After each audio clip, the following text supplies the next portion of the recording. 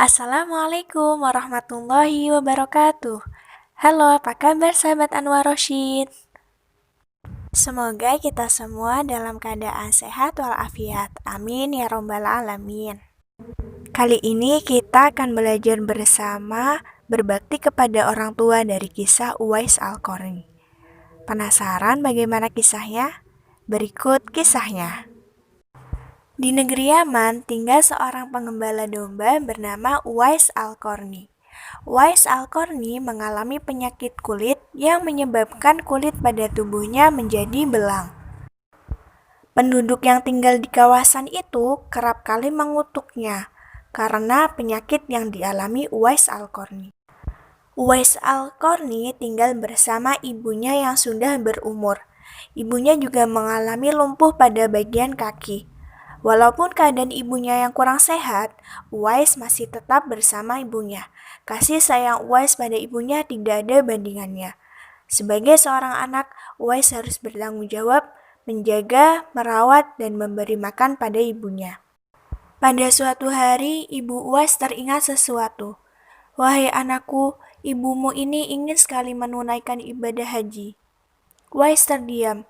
Bila mendengar hajat ibunya, perasaan Uwais menjadi terharu dan ingin mengabulkannya.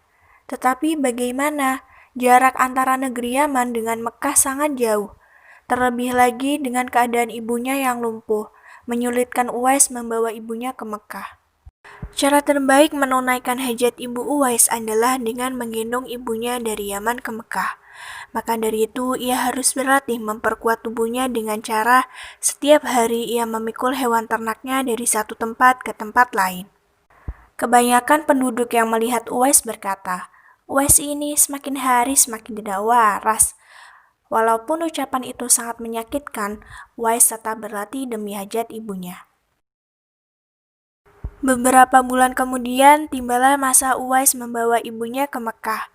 Semasa perjalanan, ibu Uwais tiba-tiba menangis karena terharu atas sikap dan pengorbanan anaknya yang sanggup membawanya ke Mekah. Setelah beberapa hari perjalanan, akhirnya mereka sampai di Mekah. Ketika di hadapan Ka'bah, Uwais pun berdoa, "Ya Allah, ampunilah dosa ibuku." Lalu ibu Uwais bertanya, "Uwais, bagaimana pula dosamu?" Uwais menjawab, "Dengan terampunnya dosa ibu, maka ibu akan dimasukkan ke surga. Cukuplah dengan keridhaan ibu yang akan membawaku ke surga." Setelah mereka pulang dari Mekah, penyakit yang dihadapi oleh Uwais kini semakin sembuh. Hanya satu bulatan putih saja yang tinggal pada telapak tangan Uwais. Pada suatu hari, Uwais berhajat ingin bertemu dengan Rasulullah di Madinah. Dalam masa yang sama, Uwais tidak boleh meninggalkan ibunya sendirian. Uwais meminta izin pada ibunya untuk berjumpa dengan Rasulullah, dan setelah berjumpa, Uwais akan segera pulang. "Pergilah anakku, berjumpalah dengan Rasulullah, dan segeralah pulang," kata ibu Uwais. Uwais sangat gembira karena diizinkan oleh ibunya dan dia berjanji akan segera pulang. Tapi sayangnya sesampainya Uwais di Madinah, Rasulullah sedang pergi berperang, menurut Aisyah radhiyallahu anha. Ia sangat sedih karena tidak bisa bertemu dengan Rasulullah. "Tidak mengapalah jikalau aku tidak bertemu Rasulullah. Aku harus pulang karena ibuku menungguku di rumah. Sampaikan saja salamku kepada Rasulullah," kata Uwais kepada Aisyah radhiyallahu anha. Beberapa hari kemudian, Rasulullah SAW pun pulang. Rasulullah bertanya kepada Aisyah, "Apakah ada orang yang mencariku?" "Ada ya Rasulullah. Beberapa hari yang lalu ada seorang dari Yaman datang mencarimu, tapi dia tidak dapat menunggu sebab ibunya sedang menunggunya di rumah," jawab Aisyah radhiyallahu anha. "Suatu ketika apabila kalian bertemu Uwais Al-Qarni, mintalah doa dan istighfar darinya. Dia adalah penghuni langit, bukan orang bumi. Kalau kalian ingin berjumpa dengannya, perhatikan tanda putih pada telapak tangannya," sabda Rasulullah kepada Umar dan Ali. Uwais tidak pernah bertemu dengan Rasulullah SAW sampai beliau wafat. Pada akhirnya Umar dan Ali radhiyallahu anhuma berhasil menemui Uwais dan memintanya agar mendoakan mereka diampuni Allah. Selepas beberapa tahun kemudian, Uwais meninggal dunia. Semasa meninggal, ramai orang yang datang untuk menguruskan jenazah Uwais. Penduduk yang hadir pun keheranan. Kenapa tiba-tiba banyak orang yang tidak dikenali berebut untuk memandikan, mensolatkan, dan menghantarkan jenazah Uwais ke kuburan? Siapa orang itu? Ada yang menyatakan ia adalah jelmaan para malaikat yang turun ke bumi untuk menguruskan jenazah Uwais.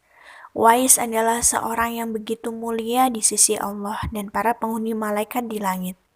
Karena sikap yang baik pada ibunya, Uwais sangat terkenal di langit walaupun tidak dikenali di bumi. Sungguh mulia kisah yang dicontohkan oleh Uwais Al-Qarni.